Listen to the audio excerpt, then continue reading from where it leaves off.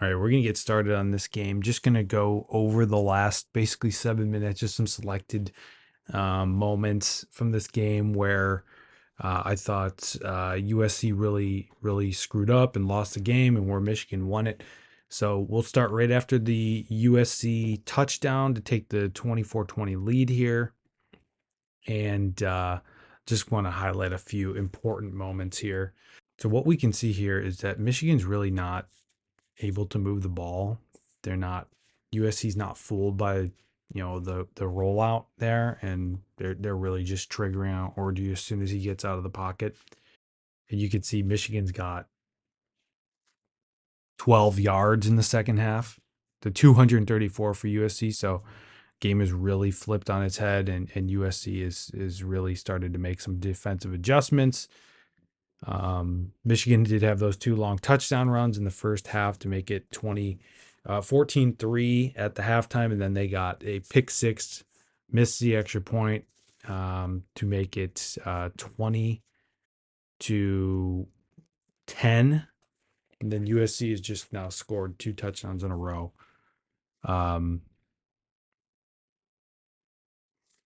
Michigan fans are looking gloomy, so they know that they can't move the ball. And Orgy just gets blown up there. We can fast forward here and see. You'll see Samaj Morgan on this route just cook the defender, and Samaj Morgan's just absolutely irate, just losing his mind as they sack Orgy. But he didn't really have enough time to see him streaking down the field. So, okay, here comes the drive where I think USC really screwed up. So they get the ball with about 5 minutes to go. And so they hand it off on the first play. They pick up about 3, right? And we're going to run that clock down to about 12 seconds, 10, or maybe even less. So hike it with about 7 seconds left on the clock. But you see here, Miller Moss. I mean, these guys get through the line. USC's offensive line could not block at all. These guys are immediately through. So Miller Moss pulls it instead of handing it off, because this guy, the running back's going to get immediately blown up in the backfield, and just dirts it. But in reality, he probably should have just held on to it, because that stops the clock there. And so, that's 40 seconds that are still on the clock. You should be, around the 340 mark instead of the 418 mark. That's tough. You could see these guys just blast through Grant and Graham. And they get hit with a false start there. So snap the ball. And the shovel pass, just, again, these guys are just in the backfield too quickly. Look at the tackle. I mean, nothing. Just can't block. Not a great game out of this left tackle for USC. We look at the end zone view. We can see that if this shovel pass was completed, and he leaks out this way, he's got blocking. He probably doesn't get the first down, but he gets close, and they move the ball, and more importantly, it keeps the clock going. So, I mean, they have taken off since they got the ball at the 5:01 mark. They've taken off not even a minute. And when you get full set of downs, you should be able to take off at least 2 minutes, or close to 2 minutes. And they were only able to take off about 47 seconds. So that's not good. I mean, they should have gotten, from those 3 downs, they should have gotten Michigan down to about the 3-minute mark instead of punting it away at the 4-minute mark. And we'll see how long this punt takes from start to finish, but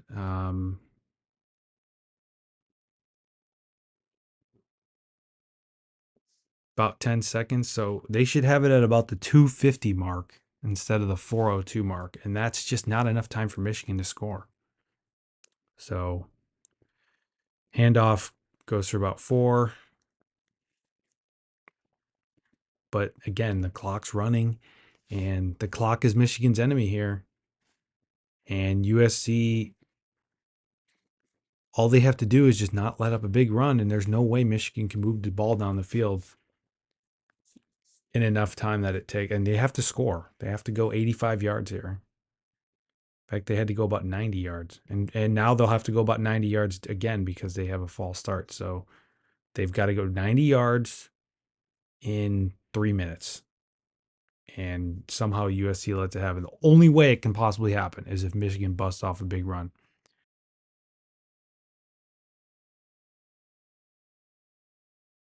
So he's tackled, stays down in bounds. Clock keeps running. You're already down to 2.5 minutes. I mean, you should be at a minute and a half right now. You should be past the 2-minute warning. They should be burning timeouts. And there it is. There's the big run. But let me just go back here and let's focus on this. It looks like they're running a bear front. At least they've got 3 down linemen here, and basically 6 guys up on the line. But this right here is Bear Alexander. He just quit the USC football team. Essentially, he just announced that he was redshirting. He's no longer playing for USC, and he's going to enter the portal in the offseason. So he quit the team. And let's see Bear Alexander on this crucial play that decided the game. Let's watch him here. So he gets blown off his spot. It's a double team, but I mean, he does shed it, but he's already, 3 yards off the line of scrimmage. Not there in time. Mullings runs right past him. And then, the safety tries to tackle him. And I wonder if number 7 coming in to try to help with the tackle is what let him get free. I almost feel like it did. Like he almost swung Mullings out of 19's arms. But whatever, he does get free. And, we all know what happens from here. So we obviously know how this ends, but I just want to focus on a few things here. And it was a running thing the whole game, and obviously wasn't just a factor on this last drive, this last desperation drive where USC needs to get about 40 yards to get into field goal range. But I mean, look, left tackle again, Josiah Stewart just goes right around him, wasted play. They just couldn't block, and this offensive lineman, this left tackle, really had a rough day, rough afternoon. But look, I mean, it happens again. This guy gets right around the right tackle. This guy just couldn't block him at all. And luckily for USC, running backs, there's an outlet and is able to pick up a first down there. But I mean, we're just false start on the offensive line. So the offensive line false starts, and now they're back to 1st and 15. He actually does have some good protection there, but they don't get a whole lot of yards there.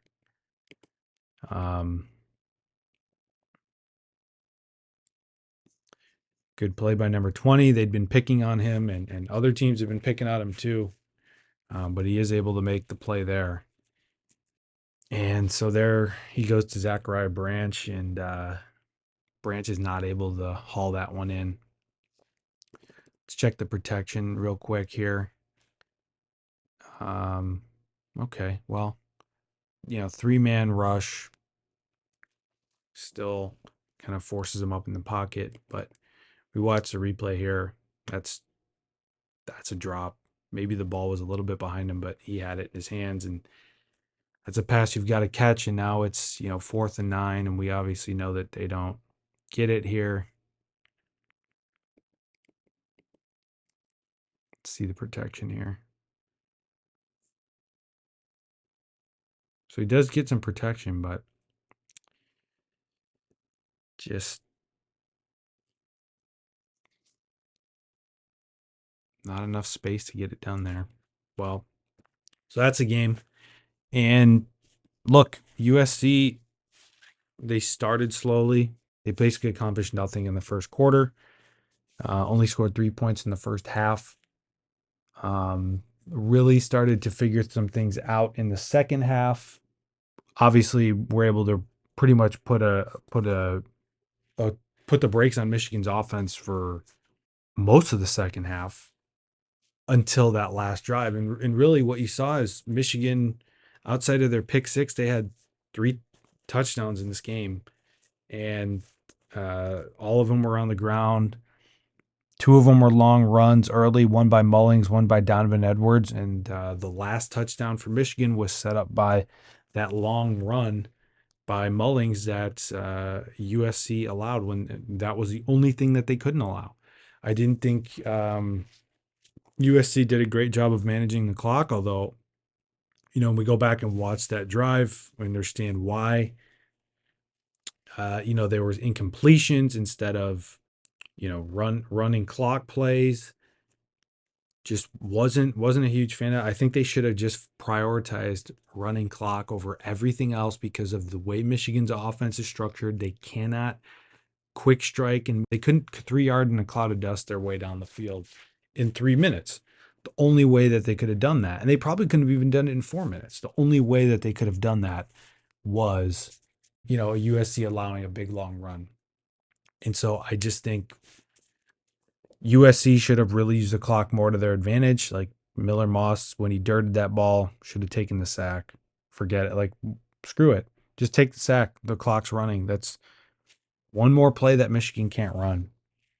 And the clock is your friend there as USC, and it's Michigan's enemy. And again, the only way that USC could have lost that game is if they allowed a big run for Michigan, which they did. So yeah, that is how USC lost the game.